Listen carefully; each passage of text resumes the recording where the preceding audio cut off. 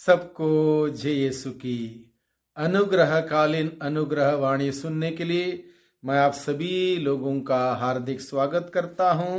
आज मार्च की 3 तारीख है, मंगलवार का दिन है और आज के दिन में हम सबों के लिए मनन चिंतन करने के लिए विषय दिया है संत मती के द्वारा रचित सुसमाचार अध्याय 23 पद संख्या 1 से 12 का प्रसंग है।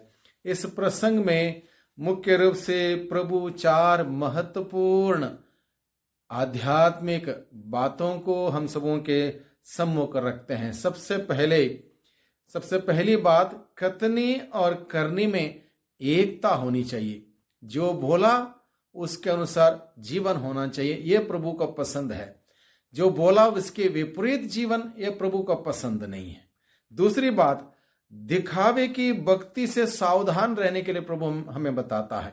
बहुत बार हमारा जीवन केवल दिखावे तक होता है, उससे हमारा जीवन से लेना देना कुछ नहीं, बाहरी ढोंग, बाहरी आडंबर मात्र रहता है। इसलिए प्रभु हमें दिखावे की भक्ति से सावधान रहने के लिए बुलाता है। तीसरी मुख्य बात, दूसरों पर बोझ ना डालें बल्कि दूसरों का सहारा बने। जो दबे हुए हैं, बोझ से दबे हुए हैं, उनको ऊपर उठने के लिए एक सहारा हम बने। और चौथी बात प्रभु हमें आज के दिन में बताता है, हमारी जीवन की महानता नम्र सेवा में निहित है।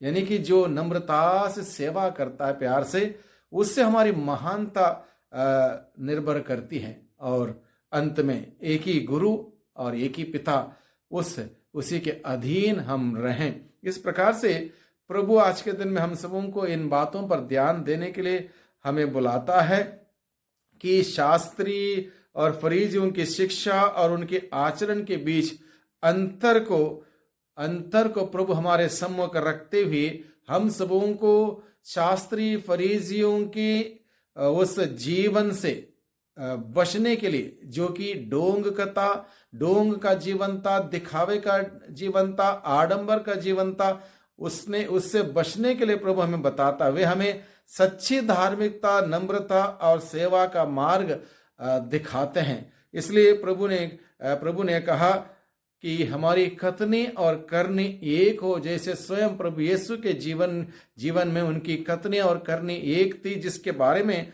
प्रभु के शिष्यों को बाद में पता चला कि जो प्रभु की प्रार्थना है वही जीवन है, जो जीवन है वही प्रार्थना है। इसलिए प्रभु के शिष्यों ने प्रभु से कहा, प्रभु हमें प्रार्थना करना सिखाइए।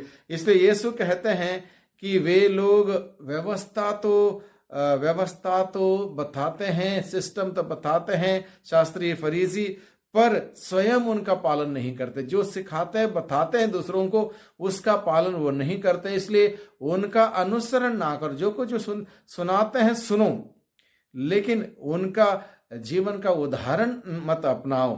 हम केवल वचन सुनने और सिखाने तक सीमित ना रहें, यह हमारे लिए शिक्षा है, बल्कि अपने जीवन में उसे उतारें, उसके अनुसार जिए। ये बहुत ही महत्वपूर्ण है।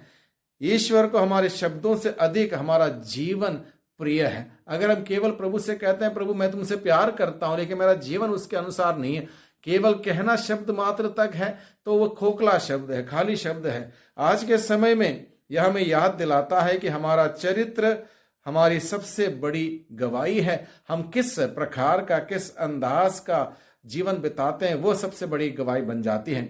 दूसरी बात, दिखावे की भक्ति से सावधान रहें। किसी प्रकार का दिखावा ना हो, दिखावे की भक्ति से हम सावधान रहें। शास्त्री फरीसी दिखावे की भक्ति को अपनाते थे और दिखावे का जीवन को जीते थे, वही उनका धर्म कार्य था। लेकिन और इसके लिए वो लंबी लंबी प्रार्थना करते थे, विशेष वस्त्र पहनते थे और इस प्रकार का जीवन व्यतीत करते थे।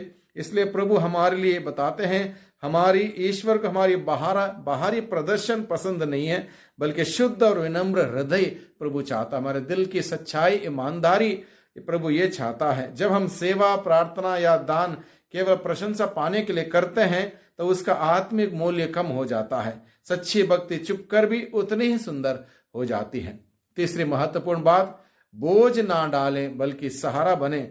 यीशु कहते हैं कि वे लोग भारी बोझ दूसरों पर रखते हैं पर स्वयं उंगली भी नहीं उठाते। यानी कि शास्त्रीय फरीसी इतने सारे नियम, इतने सारे आडंबर बनाते थे, लोगों को परेशान करते थे, स्वयं उसको नहीं करते थे।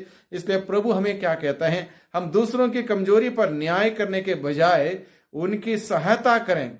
एक सच्चा मसीह दूसरों को गिराने नहीं, उठाने के लिए बुलाया गया। ये महत्वपूर्ण है। एक मसीह होने के नाते गिरे हुओं को ऊपर उठाएं, दूसरों के लिए बोझ ना बने, बल्कि जो बोझ से दबा हुआ है उसके लिए सहारा बने, उसको ऊपर उठाएं। सच्ची महानता नम्र सेवा में निहित है। इस पाठ का यह सबसे सुंदर वाक्य है, जो तुम में बड़ा होना चाहे वह तुम्हारा सेवक बने। यीशु महानता की परिभाषा बदल देते हैं। दुनिया में बड़ा वह व्यक्ति है जिसके पास पद है और शक्ति है, पर परमेश्वर के राज्य में बड़ा वह है जो प्रेम से सेवा करता है। इसलिए प्रभु ने कहा, नम्रता हमें ईश्वर के करीब ले जाती है, घमंड हमें ईश्वर से दूर कर देता है। हमारा एक ही गुरु है, एक ही पिता। यीशु कहते हैं तुम्हारा एक ही शिक्षक और एक ही स्वर्गीय पिता है। यानी कि हम सब भाई बहन हैं, ईश्वर के संतान हैं, बच्चे हैं। कोई भी व्यक्ति अपने आप को दूसरों से श्रेष्ठ ना समझे, क्योंकि हर किसी के अंदर ईश्वर ने अपनी खूबी, अपनी वरदान भरपूर मात्रा में दे रखे हैं। एक व्यक्ति एक चीज में बहुत ही अच्छा है तो दूसरा व्यक्ति और एक चीज में अच्छा है। इसलिए हर व्यक्ति में वो खूबियां हैं। इसलिए हम दूसरों को श्रेष्ठ ना समझें। सभी अपने अपने जगह पर अपने अपनी क्षमता के अनुसार श्रेष्ठ हैं। सारी महिमा हमें ईश्वर को देनी है। हमारा अपना हमारे पास कुछ नहीं, जो कुछ भी हम हैं ईश्वर ने हमें दिया है। इसलिए प्रभु आज के दिन में हम सबों को बुलाता है कि हम हमारे कथनी और करने एक हो। कोई दिखावे का, आडंबर का जीवन ना हो। विनम्र सेवा के द्वारा दूसरों की सेवा में हम लगे रहें और इस प्रकार से एक सच्ची गवाही का जीवन हम बिताएं। इसलिए आज के दिन में प्रभु का संदेश जो हम सबों को मिला है उसको ग्रहण करते हुए उसके अनुसार जीने का विशेष कृपा, शक्ति, सामर्थ्य मांगे। सबको धन्यवाद। सबको जय यीशु की।